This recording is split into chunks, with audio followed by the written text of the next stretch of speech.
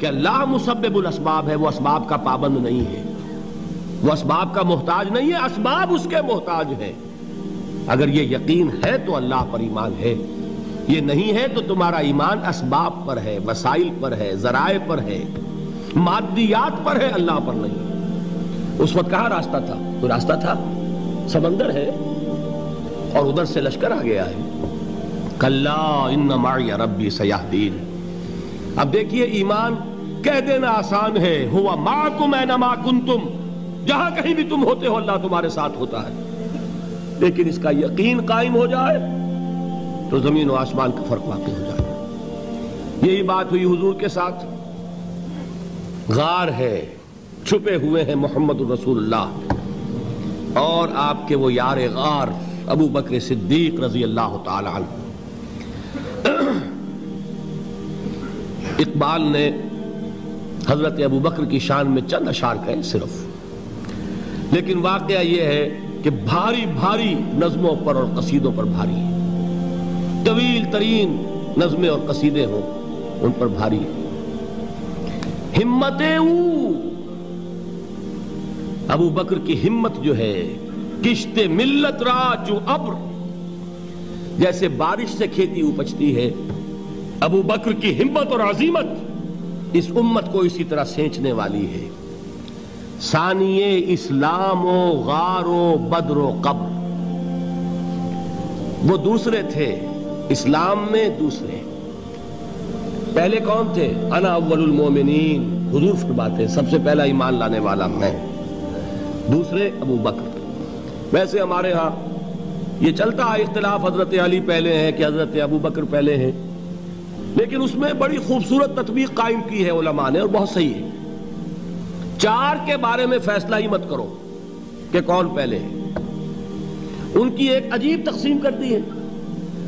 آزاد مردوں میں، بالغ مردوں میں سب سے پہلے ابو بکر، بچوں میں سب سے پہلے علی، خواتین میں سب سے پہلے خدیجہ، اور غلاموں میں سب سے پہلے زید ابن حارثہ۔ بڑی پیاری تقسیم ہے، یہ چاروں ہی پہلے ہیں، ہر ایک کے لیے اولیت ہے۔ اور واقعہ یہ ہے کہ اگر زمانی اعتبار سے تعین ہوگا تو پہلے خدیجۃ الکبریٰ آئیں گی رضی اللہ تعالی عنہ، کسی اور سے بات کرنے کی نوبت بعد میں آ سکتی ہے، پہلے تو اہلیہ محترمہ سے بات ہوئی، آتے ہی پہلی وحی ہوئی ہے، ابھی تبلیغ کا حکم نہیں تھا۔ کس کو بتایا واقعہ؟ ابھی اپنی نبوت کی تبلیغ کا تو حکم ہی نہیں آیا۔ واقعہ کس کا ہے؟ وہ خدیجہ کا ہے۔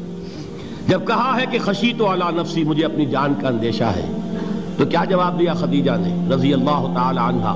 وہ صدیقۃ الکبریٰ ہے۔ صدیقات جو ہیں خواتین، ان میں چوٹی پر خدیجۃ الکبریٰ ہے رضی اللہ تعالی عنہا، اور صدیق جو مرد ہیں ان میں صدیق اکبر ہے ابو بکر صدیق رضی اللہ تعالی عنہ، لیکن صدیقات میں چوٹی پر۔ جب حضور نے فرمایا خشیت علی نفسی، کیا فرمایا، کیا عرض کیا، کیسے تسلی دی؟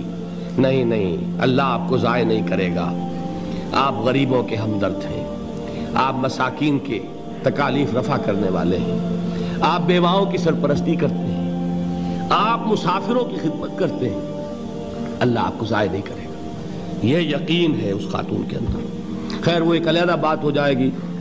میرے دل پر حضرت خدیجہ رضی اللہ تعالیٰ عنہ کی شخصیت کا بڑا گہرا نقش ہے، جو وہ کوئی اور ہی وقت اور موقع ہوا تو بیان ہوگا۔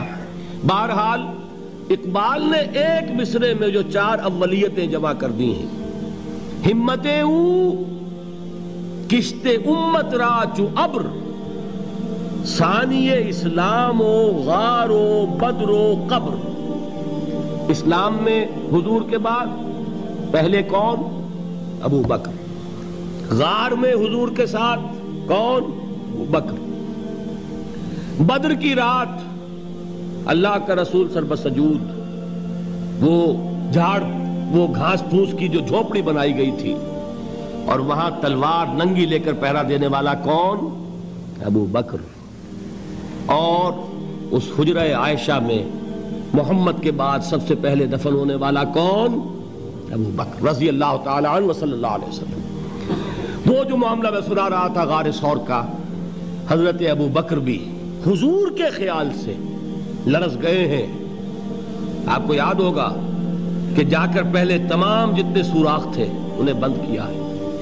ایک سوراخ رہ گیا تھا جس کو بند کرنے کے لیے کوئی کپڑا نہیں تھا. وہاں اپنی ایڑی رکھی ہے. تب کہا ہے حضور سے تشریف لائیے, اور اپنے زانو پر حضور کو لٹایا ہے. اور وہاں کسی موذی جانور نے کاٹا ہے. حضور کی آنکھ لگ گئی تھی. اس وقت اس بل کے اندر جو بھی بچھو ہے کیا ہے واللہ عالم, اس نے کاٹا ہے. اس کی تکلیف کی وجہ سے ابو بکر کی آنکھوں سے آنسو ٹپک گئے. حضور کے چہرے مبارک پر پڑے ہیں تو حضور جاگے ہیں, معاملہ کیا ہے. ایڑی نہیں ہٹائی وہاں سے, مبادا وہ جانور وہاں سے نکل کر محمد الرسول اللہ کو کوئی گزن پہنچا دے. ابو بکر کی ایڑی ہے, جس طرح چاہے کھا لے, ختم کر دے, جان نکل جائے تب کوئی آنچ آئے محمد پر تو آئے, لیکن جیتے جی نہیں. وہ ہے ابو بکر. حضور کے خیال سے اس وقت حضور نے پھر اپنا لعاب دہن لگایا ہے, اور اس سے پھر آپ کی تکلیف ختم ہوئی. جیسے خیبر میں حضرت علی کی آنکھ دکھ رہی تھی, اس کو جو شفا حاصل ہوئی ہے وہ بھی حضور کے لعاب دہن سے ہوئی. تو بہرحال اس وقت انہوں نے کہا ہے کہ اے نبی یا رسول اللہ, اگر اس وقت ان میں سے کسی نے غیر ارادی طور پر بھی اپنے قدموں کی طرف جھانک لیا تو پکڑے جائیں گے. کیا جواب تھا اللہ کے رسول کا؟ لا تحزن ان اللہ معنا. اللہ ہمارے ساتھ ہے, کیوں گھبراتے ہو ابو بکر. یہ ہے ایمان باللہ, میرا مالک اللہ, میرا رازق اللہ, میرا محافظ اللہ, میرا مددگار اللہ, میرا پشت پناہ اللہ, میرا دوست اللہ. یہ دوستی ہے اللہ کی جو لب لباب ہے, حاصل ہے ایمان کا. اسی کا نام ولایت ہے. اولیاء اللہ کے سروں پر سینگ نہیں ہوتے. جس کے دل میں ایمان راسخ ہو چکا ہو وہی اللہ کا ولی ہے. جسے اللہ پر یقین ہو چکا ہے وہی اللہ کا ولی ہے. جسے یقین ہے اللہ میرے ساتھ ہے, میرا مددگار, میرا پشت پناہ, میرا ساتھی, میرا دوست, میرا محبوب, میرا محب. اللہ اہل ایمان سے محبت کرتا ہے. واللہ یحب الصادقین. ان اللہ یحب الذین یقاتلون فی سبیلہ صفا کانہم بنیان مرصوص. اللہ محبت کرنے والا, اہل ایمان محبوب, اور اہل ایمان محبت کرنے والے اللہ محبوب. والذین آمنوا اشد حبا للہ. آپ تصور کیجئے جسے یہ رشتہ ایمان یا رشتہ ولایت حاصل ہو جائے, الا ان اولیاء اللہ لا خوف علیہم ولا هم یحزنون. آگاہ ہو جاؤ, اللہ کے دوستوں کے لیے نہ کوئی خوف ہے نہ کوئی حزن ہے. اور میں بیان کر چکا تھا, خوف اور حزن کے خاتمے ہی کا نام امن ہے. زوال خوف, زوال حزن. یہ خوف اور حزن کیوں آتے ہیں بار بار؟ اللہ تخافوا ولا تحزنوا, دونوں آ گئے. الا ان اولیاء اللہ لا خوف علیہم ولا هم یحزنون, پھر وہی دو. وہ کیوں ہے؟ خوف ہوتا ہے کسی مستقبل کی بات کا, یہ نہ ہو جائے, وہ نہ ہو جائے, یہ نقصان نہ پہنچ جائے, یہ تکلیف نہ ہو, یہ غضب نہ آ جائے. خوف ہے مستقبل سے. حزن ہے یہ کیوں ہوا, یہ نہیں ہونا چاہیے تھا, یہ میرا فلاں چیز میرے ہاتھ سے جاتی رہی ہے, فلاں موقع نکل گیا, اب بیٹھے ہوئے ہیں اندر ہی اندر کڑ رہے ہیں, صدمہ ہے اور رنج ہے. اور جو اللہ پر ایمان رکھتا ہے وہ جانتا ہے ما اصاب من مصیبت فی الارض ولا فی انفسکم الا فی کتاب من قبل ان نبرأها ان ذلک علی اللہ یسیر لکی لا تعصوا علی ما فاتکم ولا تفرحوا بما آتاکم واللہ لا یحب کل مختال فخور.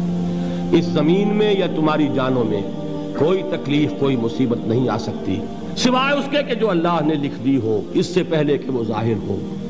جس کو یہ حقیقت معلوم ہو گئی اس کو یہ طرز عمل اختیار کرنا چاہیے.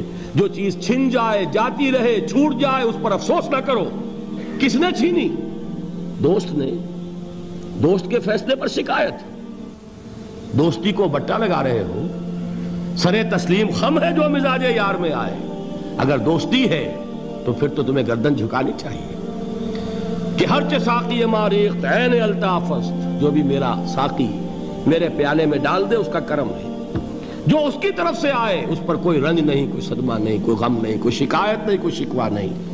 اور جو ہوگا وہ اس کے اذن کے بغیر نہیں ہوگا, اور اس کا اذن ہوگا تو یقیناً میرے لیے خیر ہی خیر ہے, چاہے وہ ناگوار شے ہو, بظاہر مجھے اچھی نہ لگ رہی ہو، میری شارٹ سائٹڈنس میں مجھے وہ نظر آ رہی ہے کہ میرے لیے بری ہے، لیکن قرآن نے کہا ہے عسیٰ ان تکرہوا شیئا وہو خیر لکم وعسیٰ ان تحبوا شیئا وہو شر لکم واللہ یعلم وانتم لا تعلمون۔ ہو سکتا ہے تم کسی چیز کو ناپسند کرو درحال ہے کہ اسی میں تمہارا خیر ہو، اور ہو سکتا ہے تم کسی چیز کو پسند کرو درحال ہے کہ اس میں تمہارا شر ہو۔ اللہ جانتا ہے، تم نہیں جانتے۔ جب مجھے یہ بات معلوم ہو گئی، میں نے اپنا معاملہ اللہ کے حوالے کیا۔